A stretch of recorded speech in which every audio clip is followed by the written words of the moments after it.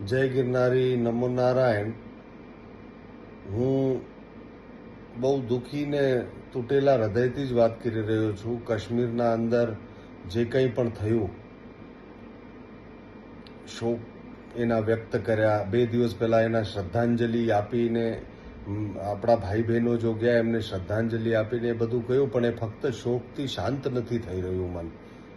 આ શોકના સાથે સાથે આક્રોશ ઠાલવવાનું પણ મન થઈ રહ્યું છે ને એટલે જ આ વિડીયો બનાવી રહ્યો છું. પહેલી જ વખત કાશ્મીરના અંદર ધર્મ પૂછીને હત્યા જે પ્રમાણે થઈ છે, પહેલાં તો થઈ જ હતી, જે કાશ્મીરી પંડિતોને ભગાડવામાં આવ્યા અને જે કંઈ પણ થયું, પણ આ દિવસોમાં હમણાં જે આ થયું એ ખૂબ જ નિંદનીય તો છે જ, પણ એની સાથે સાથે બધાએ હવે સચેત રહેવાની આપણે જરૂર પણ છે કે આ ધર્મ પૂછીને હત્યાઓ કરવામાં આવી, આ કઈ બાજુ જઈ રહ્યું છે. એટલે સનાતનીઓએ હવે તો ચેતી જવું જોઈએ જ અને ભેગું થવું જોઈએ, ભેગું રહેવું જોઈએ અને ભેગું જે કરી છૂટી શકીએ એ પણ કરવું જોઈએ. સરકાર આની ચિંતા કરી રહી છે. નરેન્દ્ર મોદી સાહેબ, અમિતભાઈ, વડાપ્રધાન, ગૃહપ્રધાન અને બધા કર્તવ્યદક્ષ છે. એમને જે કરવાનું છે એના કરતાં બમણું તમણું કરવાના.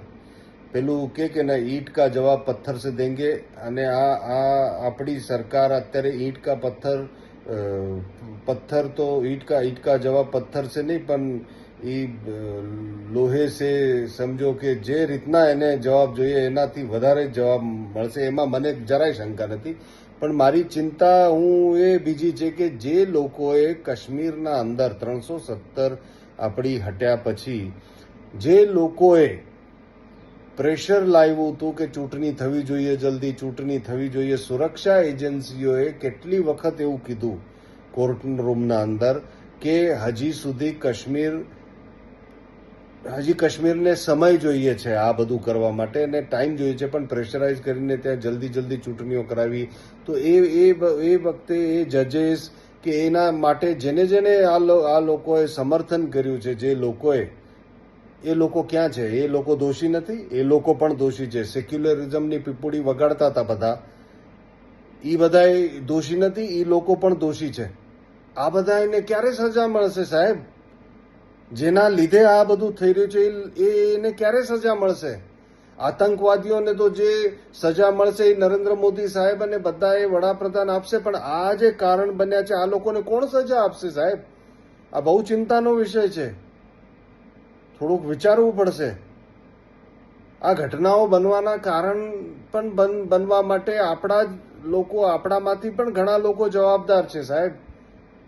એની ચિંતા કેમ કરશું આપણે? અને આ હવે વિચાર કરવો પડશે. નહીં કરીએ તો આગળ જઈને કંઈ બચશે નહીં સાહેબ. પછી વગાડશો તમે, આપણે બધા મળીને પીપુડી, સેક્યુલરિઝમની, ધર્મનિરપેક્ષ ભારતની ને એ બધી વાત. ચિંતા નહીં કરીએ અને એના માટે કંઈ નહીં કરીએ તો સમય આકરો આવશે. હું ફરી વખત કહું છું કે સરકારને, વડાપ્રધાન સાહેબને એમને જે કરવાનું છે તો બમણું તમણું કરશે, પણ આપણે શું કરવાનું છે એ પણ ચિંતા કરવી પડશે ને એના માટે કંઈક કરી છૂટવું પડશે. હું ફરી વખત શ્રદ્ધાંજલિ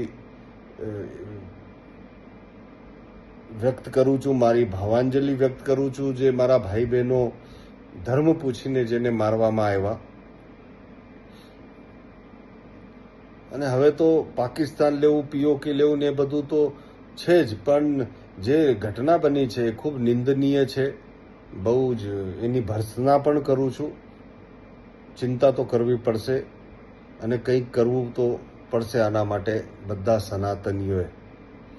જય ગિરનારી, નમો નારાયણ.